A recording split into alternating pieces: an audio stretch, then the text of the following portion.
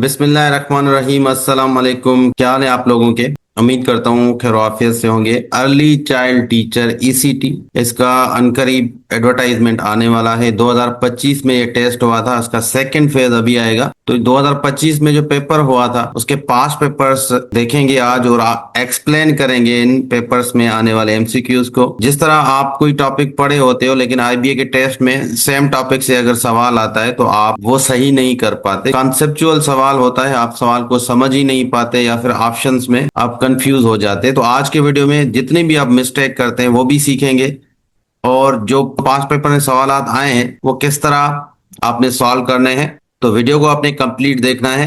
अगर आपने हमारा channel smart study with Danish Ali को सब्सक्राइब नहीं किया, हमारे चैनल को जरूर सब्सक्राइब करें और अपने फ्रेंड्स तक भी शेयर करें। ईसीटी की हम टेस्ट प्रिपरेशन भी स्टार्ट कर रहे हैं, हमारे क्लासेस जल्दी स्टार्ट होने वाले हैं। अगर आप चाहते हैं कि आप बेस्ट वे से टू द पॉइंट जो चीजें आती हैं, जिस तरह आईबीए टेस्ट लेता है उसी तरह आप तैयारी करना चाहते हैं, 60-70 प्लस स्कोर आप लेना चाहते हैं, तो इन क्लासेस को जरूर ज्वाइन करें। तो इंशाल्लाह इस बार आप लोगों के साथ इतनी मेहनत की जाएगी कि जितने भी कैंडिडेट्स ज्वाइन करेंगे सबका स्कोर बेहतरीन आएगा। तो चलें स्टार्ट करते हैं। तो ये पास पेपर है, पास पेपर के एमसीक्यूज हैं। 2025 में ये सवालात आए थे, उन्हीं को हम एक्सप्लेन करेंगे और one by one her MCQs को सॉल्व भी करेंगे, एक्सप्लेन भी करेंगे किस तरह ये सवालात आते हैं।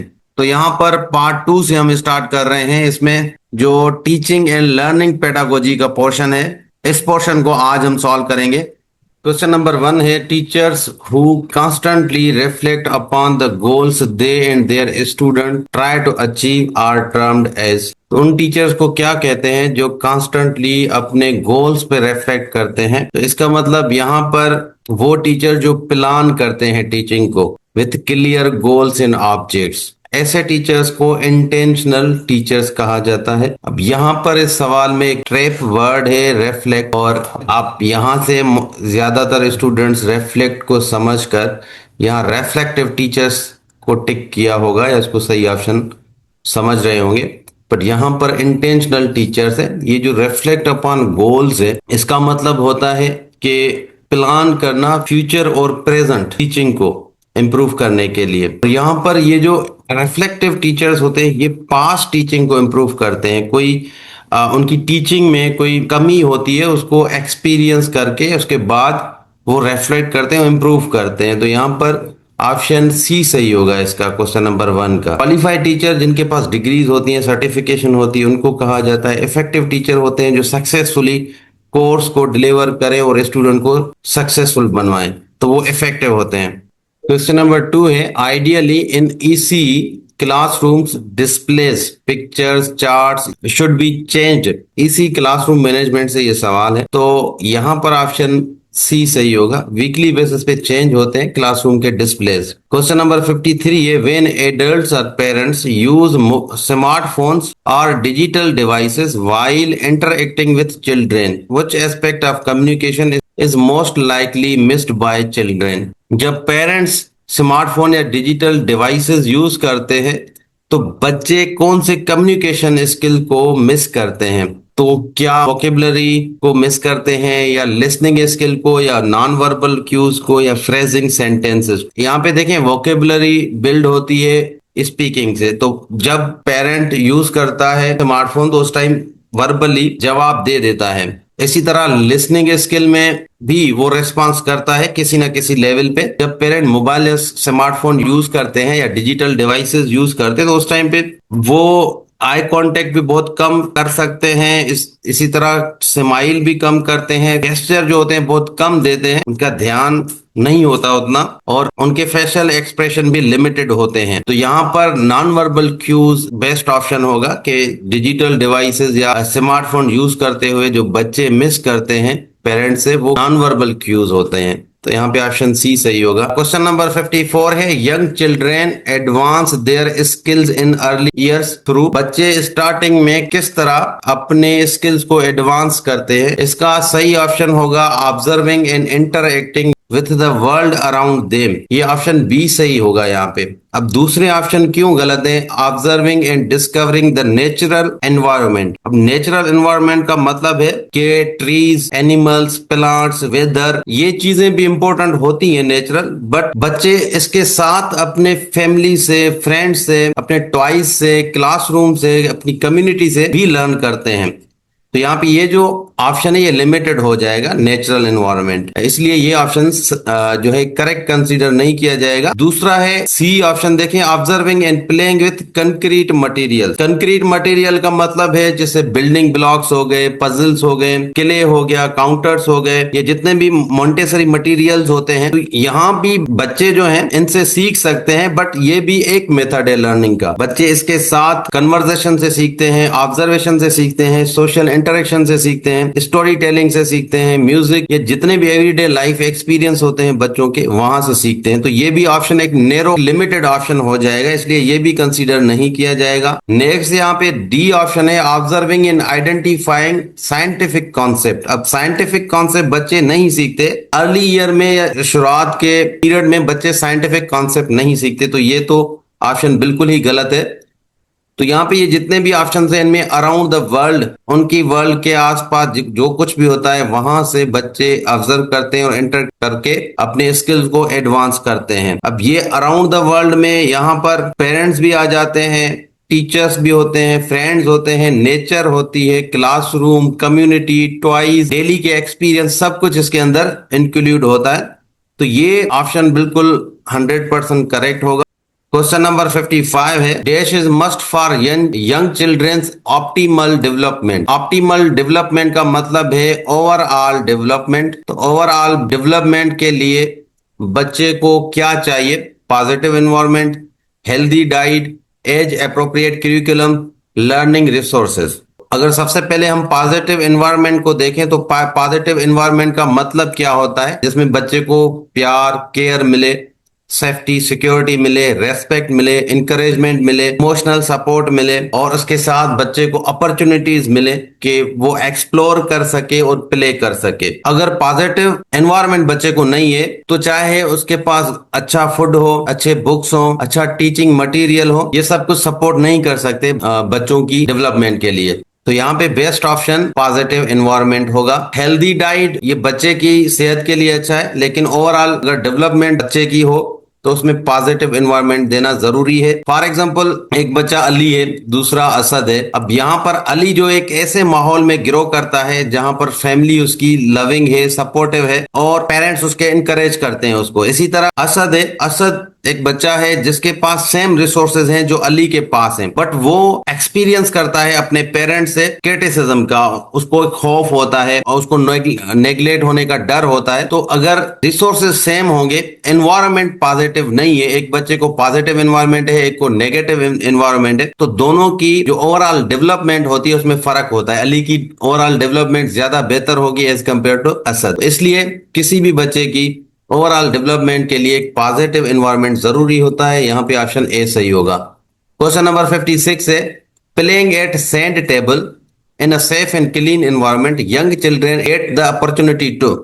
इस सवाल में ऑप्शन बी सही होगा, explore with concrete materials and make discoveries about the world. ये ऑप्शन क्यों सही है, दूसरे क्यों गलत है, इसको बताता हूं मैं। देखें जी, सैंड जो होता है इससे बच्चे क्या करते हैं, इसी क्लासरूम के अंदर सैंड को बच्चे टच कर सकते हैं, उसको पोर कर सकते हैं, उसके कंटेनर्स फिल कर सकते हैं, साइज कंपेयर कर सकते हैं, शेप्स बना सकते हैं, इसके साथ काज और इफेक्ट को ऑब्जर्व कर सकते हैं, प्रॉब्लम्स को भी सॉल्व कर सकते हैं सैंड को यूज करके। तो इससे क्या होता है कि सैंड जो है कंक्रीट मटेरियल है, रियल मटेरियल है, उसको एक्सप्लोर करते हैं बच्चे, और देन वो नेचुरली डिस्कवर करते हैं किस तरह ये वर्क कर रही है रियल वर्ल्ड। तो यहाँ पे सही ऑप्शन अगर हम देखें तो explore with concrete material and make discoveries about their world, ये ऑप्शन बेस्ट सुइटेबल होगा इस सवाल के लिए। यहाँ पर सैंड को जो कंक्रीट मटेरियल है उसको यूज करके बच्चे हैंड्स ऑन एक्सपीरियंस करते हैं। ऑप्शन ए देखें, develop creative skills using artistic materials. Artistic materials का क्या मतलब है, जैसे पेंट हो गया, क्ले हो गया, मार्कर्स हो गए, या कलर्ड पेपर्स होते हैं, ये आर्टिस्टिक मटेरियल्स होते हैं। तो सैंड तो आर्टिस्टिक मटेरियल नहीं है, पहली बात तो यहाँ पे ऑप्शन ए गलत हो जाता है। ऑप्शन सी देखें, explore scientific concept learned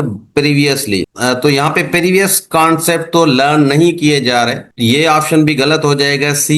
option D देखें, डेवलप्ड फाइन मोटर कोऑर्डिनेशन, देखिए सैंड से ये मोटर कोऑर्डिनेशन डेवलप होती है, लेकिन ओवरऑल अगर देखें बच्चे तो यहाँ पर सिर्फ मोटर कोऑर्डिनेशन डेवलप नहीं हो रही, बट इसके साथ बच्चे जो हैं वो एक्सप्लोर भी कर रहे हैं और डिस्कवरी भी कर रहे हैं। तो यहाँ पे एक्सप्लोर और डिस्कवरी का ऑप्शन ऑलरेडी है, तो ये थोड़ा नेरो ऑप्शन हो जाएगा, इसलिए बेस्ट चॉइस यहाँ पे ऑप्शन बी होगी। इस तरह सवाल आते हैं जिसमें आईबीए ये ट्राई करता है, अगर आप देखें तो कोई भी क्वेश्चन होता है उससे रिलेटेड तो एक नेरो पर्पस होता है, बिल्कुल छोटा यूज आपको ऑप्शन में आएगा, एक ब्रॉडर पर्पस होता है एजुकेशनल सवाल का जो एक्चुअल वो सही उसका आंसर होता है। यहाँ पे आप सवालों में देख सकते हो कि आपको लगेगा कि ये भी सही है ये भी सही है, तो आपने देखना है एग्जैक्ट जो ऑप्शन है जो सवाल का सही तरीके से जवाब हो सकता है तो उसको उस पे आपने जाना है, इसीलिए मोस्टली कैंडिडेट्स गलती कर देते हैं।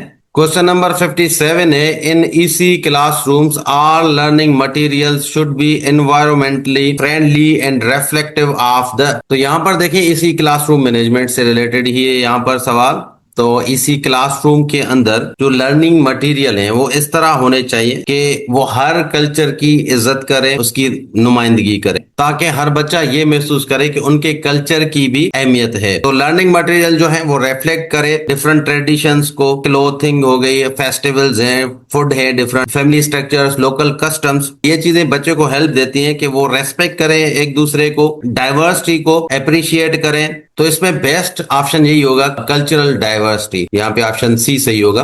अगर ऑप्शन 1 को देखें तो यहाँ पे नेचुरल डाइवर्सिटी लिखा हुआ है। नेचुरल डाइवर्सिटी का मतलब है कि different trees, mountains, rivers, animals, plants, weather, ये नेचुरल डाइवर्सिटी में आता है। इसी तरह अगर सोशल डाइवर्सिटी देखते हैं तो सोशल डाइवर्सिटी का मतलब होता है फैमिली बैकग्राउंड्स या ऑक्यूपेशन, इकोनॉमिक स्टेटस, तो ये भी इंपॉर्टेंट है सोशल डाइवर्सिटी, बट जो इसी का गाइडलाइंस है, इसी की गाइडलाइंस के मुताबिक कल्चरल डाइवर्सिटीज को कहते हैं, जिसमें जितने भी लर्निंग मटेरियल्स होते हैं वो एनवायरमेंटली फ्रेंडली हो और रिफ्लेक्ट हो कल्चरल डाइवर्सिटी के। लिंग्विस्टिक डाइवर्सिटी का मतलब होता है डिफरेंट लैंग्वेजेस, ये कल्चरल डाइवर्सिटी का पार्ट है, बेस करता है ये सवाल। Question number 58, an effective EC environment is one in which young children are free to, इसी इफेक्टिव ईसी एनवायरनमेंट में जो यंग चिल्ड्रेन होते हैं वो फ्री होते हैं explore, think, question, talk, read, play and work, यहाँ पे ऑप्शन डी सही होगा क्वेश्चन नंबर 58 का।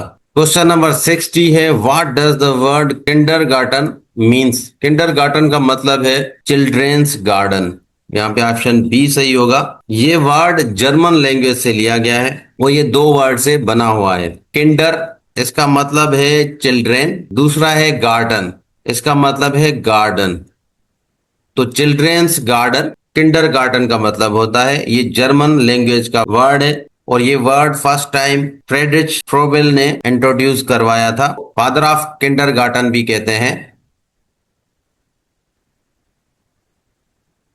क्वेश्चन नंबर 61 है, which environment has been emphasized for young children by the vision of ECCE by the government of Sindh, तो यहाँ पर environment कौन से environment को emphasize किया गया था सिंध गवर्नमेंट की तरफ से? contextual appropriate environment, social appropriate environment, cultural appropriate environment या developmentally appropriate environment, यहाँ पे ऑप्शन डी सही होगा, developmentally appropriate environment। इसका मतलब है ऐसा learning environment जो बच्चे की उम्र या ज़हनी सतह, मेंटल लेवल और डेवलपमेंट के मुताबिक हो, तो उस एनवायरनमेंट को डेवलपमेंटली अप्रोप्रिएट एनवायरनमेंट कहा जाता है। तो इस एनवायरनमेंट को एम्फेसाइज किया था सिंध गवर्नमेंट ने, ऑप्शन डी सही होगा इसका।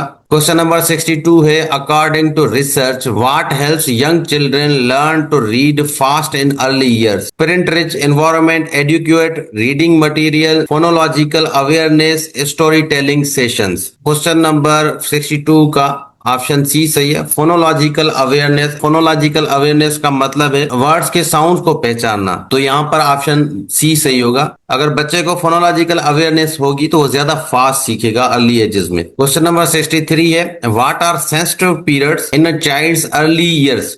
सेंसिटिव पीरियड टर्म जो है मारिया मोंटेसोरी ने दिया था। तो सेंसिटिव पीरियड एक स्पेशल टाइम पीरियड होता है जिसमें बच्चे जो होते हैं कोई खास स्किल को इजीली और नेचुरल वे से लर्न करते हैं। तो ये जो अपॉर्चुनिटी होती है, ये जो टाइम पीरियड होता है लिमिटेड होता है, जैसे लैंग्वेज को सीख करना, वॉक करना, राइट करना, सेंसरी डेवलपमेंट के अंदर। तो ये एक लिमिटेड पीरियड होता है और ये नैरो विंडो होती है अपॉर्चुनिटीज की।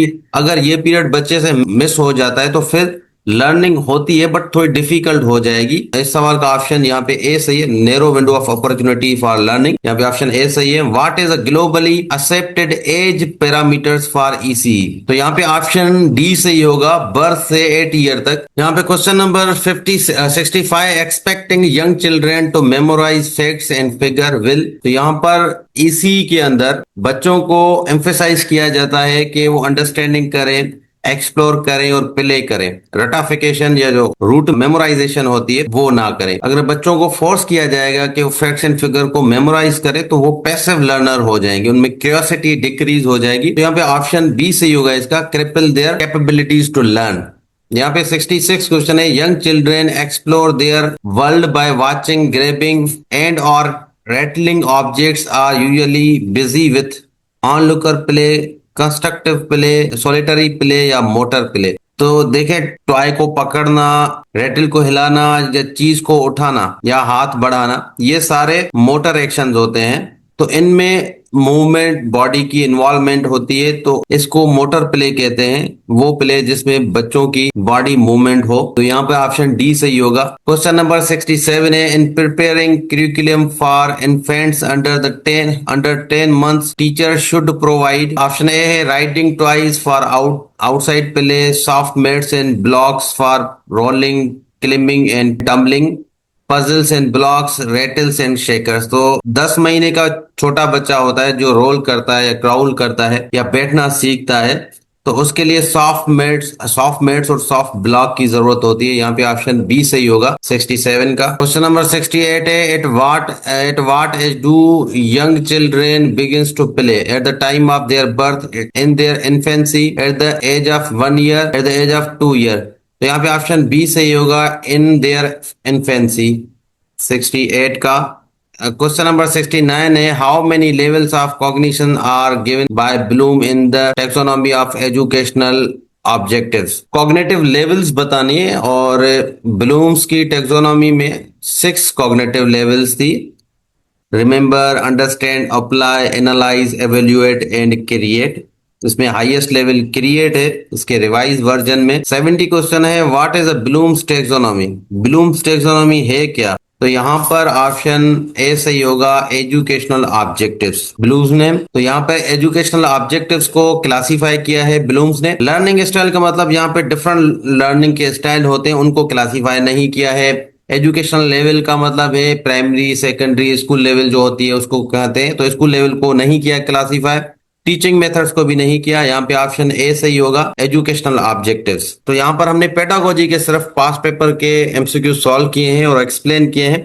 उम्मीद करता हूँ कि आपको समझ आ गए हैं। इंशाल्लाह नेक्स्ट पार्ट में जो ईसीई के रिलेटेड सवालात हैं या जनरल पेडागोजी से रिलेटेड सवालात हैं उनको भी आपके साथ शेयर करेंगे, और जो कंटेंट नॉलेज का पोर्शन है उसको भी शेयर करेंगे। कंप्लीट सवाल आपको एक्सप्लेन भी करेंगे। तो इंशाल्लाह हम 2 अगस्त से क्लासेस स्टार्ट कर रहे हैं ईसीटी के टेस्ट प्रिपरेशन के। लास्ट टाइम भी अल्हम्दुलिल्लाह 50% से ज्यादा लोग पास हुए थे।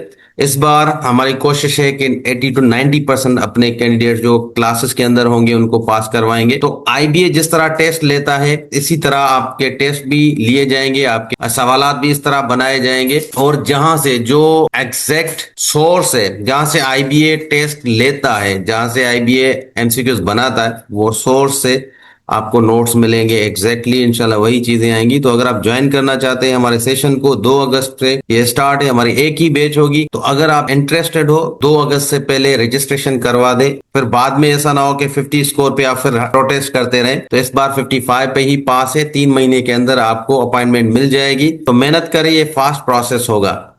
कोई भी सवाल पूछना हो कमेंट से पूछ सकते हैं। मिलते हैं नेक्स्ट वीडियो में, तब तक अल्लाह हाफिज।